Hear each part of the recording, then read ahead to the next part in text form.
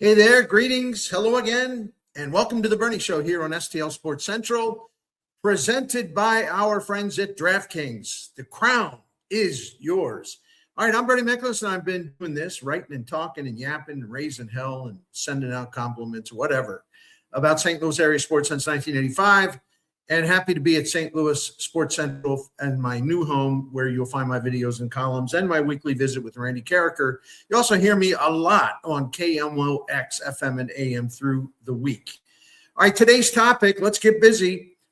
Now that Nolan Arenado has been traded, will 2026 be the final chance for Nolan Gorman to earn trust and confidence from the St. Louis front office and manager Oli Marmol? Enough confidence and trust to earn the third base job through improved performance and merit and create a spot for himself on the team beyond 2026. And that's my question about Gorman in 2026. It really boils down to this. Is this a make or break season for this enigmatic left-handed hitter who definitely has abundant power, but he doesn't manifest it because he can't establish consistency because of the chronic swing and miss and strikeout failures? Can Gorman cut down on those strikeouts? Can he make more contact? Can he drive the ball more often instead of, walking back to the dugout after strike three? Can he be the power hitter the Cardinals dreamed of once upon a time, or will his career turn into a big strike three in 2026? Going to be interesting. I'm pulling for Gorman for a couple of reasons because there's three. First of all, I'm not a hater. I don't wish ill will on a Cardinal player just because his performance has been frustrating to me. So I don't root for anyone to fail, especially in this kind of case. And number two or number three, however the hell I'm counting it down, I must have missed it, but do you see much power on this Cardinals roster? Which certainly is a consideration here. So I'm thinking just be a little careful about giving up on Gorman too soon just because he's been a disappointment. And I'll offer an example or two later in this video about what can go wrong. Over the last two seasons combined, the Cardinal home run leaders were Alec Burleson with 39 and Wilson Contreras with 35. But those are the total. I almost laugh at this. Those are the totals over two seasons, not one. Burley averaged 19.5 homers over the past 2 years. Contreras averaged 17.5. Gorman was next with an average of 16.5 homers over the last two campaigns. And that's when he wasn't very good at all.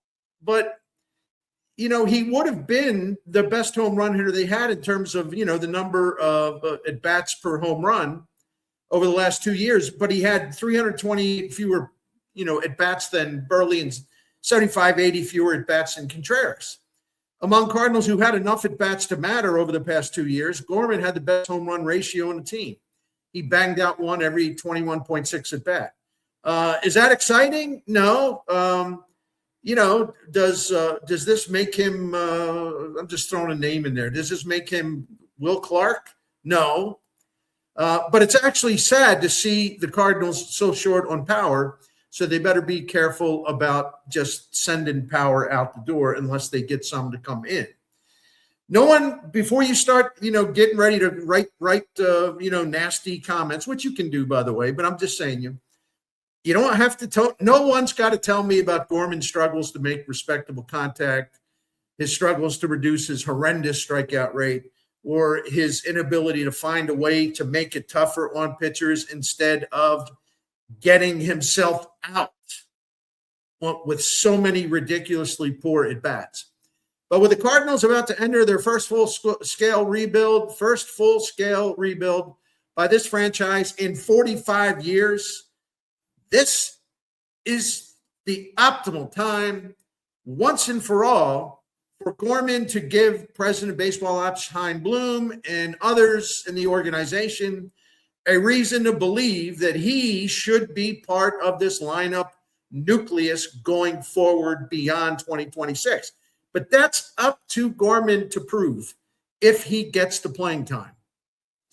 The Cardinals and Gorman avoided an arbitration hearing by agreeing on a $2.6 million salary for 26, but then he'll have his second arbitration round next year, and then a third arbitration in 2028, and then he'll be eligible to pursue free agency. In other words, what I'm saying, from the Cardinal standpoint, the cost of giving Gorman an audition, then another audition, and another audition, the price on those audition season is they're going up and up and up, and they're going to get more expensive. So that is a factor too. At some point, and soon, Gorman has to get it done, or the Cardinals will thank him, wish him well, tell him sorry for everybody, it didn't work out, and then they'll search for another solution, and going to be a lot of pressure on Chaim Bloom to come up with one. But I want to say this again. I apologize for being redundant.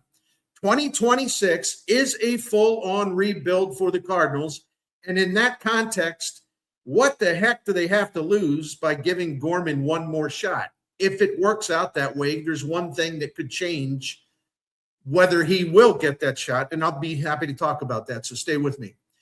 I don't know if that's going to happen because there are mixed opinions on Gorman's place in the lineup and how much he should play, or maybe how much he shouldn't play. There are pro-Gorman people in the organization, and there are folks who have pretty much seen enough. So, okay, then let's decide it on the field. That is what 2026 is for. A rebuild is for this, to find out and make a determination once and for all. When I return for my second segment of today's Bernie Show, I'm going to provide some reasons to back up my opinion on why I think it makes sense to give Gorman another big swing at this opportunity in 2026. With the hope, of course, that the 2026 won't be another depressing strikeout festival for